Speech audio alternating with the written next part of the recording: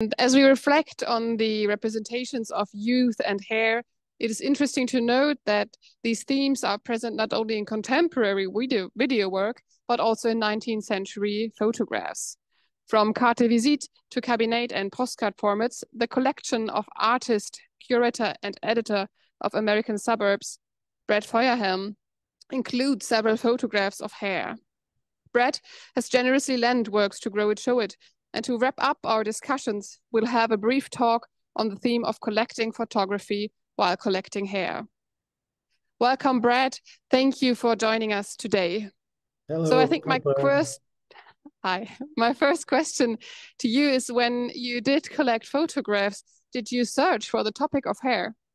No, not at all. My position on finding these photographs actually comes from a general condition of finding photographs that related to the body, but specifically to pictures in which the sitter was trying to stay away from the camera.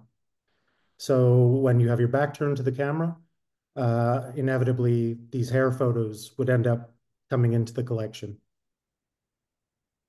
Yeah, and I think that's very clear here in the exhibition. We not only have your 19th century carte de visite, but we also have other examples of long hair, Laura Aguilar, Graciela Iturbide, where women are also shown from the back. And I think that's an aspect I want to touch upon some more.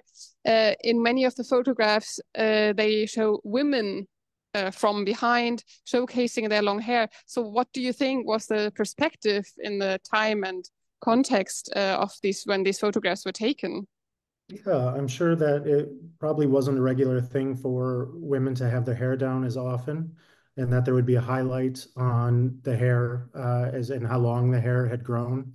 For example, I'm sure there's probably some Freudian fetishism involved with some of it, but it's a little hard to say. I mean, when it comes to the gender question about why more women than men, I don't, think of men's hairstyles, particularly in the 19th century, as being something that was accentuated on top of the head, but maybe the mustaches, the beards, these were things that were sort of put into focus more than the actual hair of the head.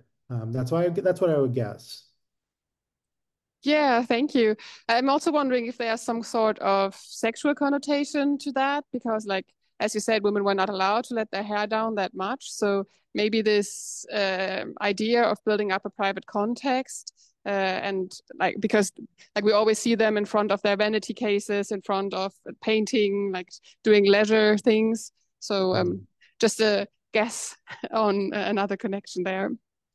And in your collection, because you not only have 19th century photographs, but do you see any recurring motives or topics connected to hair that transcend time or culture um, in the Yeah, I broad of do. your? Are you okay if I share my screen? I guess, yeah, I don't know if you can see it or Yes. not, Clara, but No. I'll just share my screen quick and show some of the context of where I think potentially that could have happened. Let me just set a full screen and I will share with you what I think it might relate to a little bit. Um, yeah, sorry, one moment. Yeah, so I'll just share this very sort of, can you see my screen? I can't tell. Yes. Yes, It's we can. not quite into full, so I apologize for that. Let me see if I can do that. The sort of context of aversion that I spoke about earlier was this. This is the other side of things in the body and how I'm interested in how the body is looking away from the camera, and that's how the hair business started.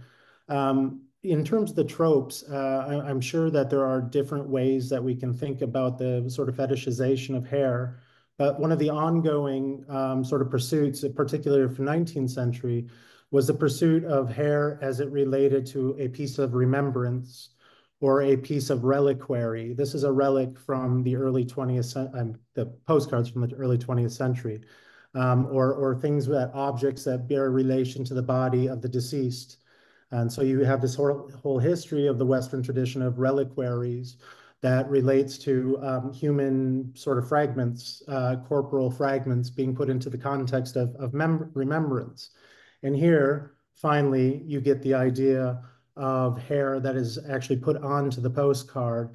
And so there's this duality between the ability to see a person and actually have, for lack of better terms, a sort of relic of their body.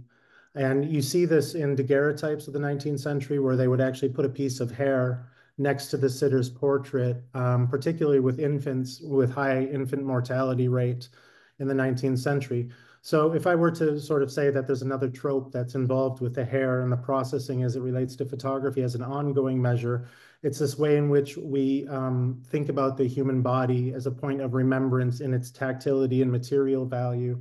And then that is often placed or has been placed in the tradition of photography as well. So that's kind of one of the things that I see as an ongoing, less now than it was in the 19th and early 20th centuries. I think we look at death quite differently now, but this is another trope. Yeah, thank you so much, Brad, for sharing that. I think I just had to show it now that you mentioned this, but this trope of remembrance and memory connected to hair is also something we have in the exhibition. It's an example of a silver gelatine print framed by hair. And yeah, from the collection of the City Museum of Munich.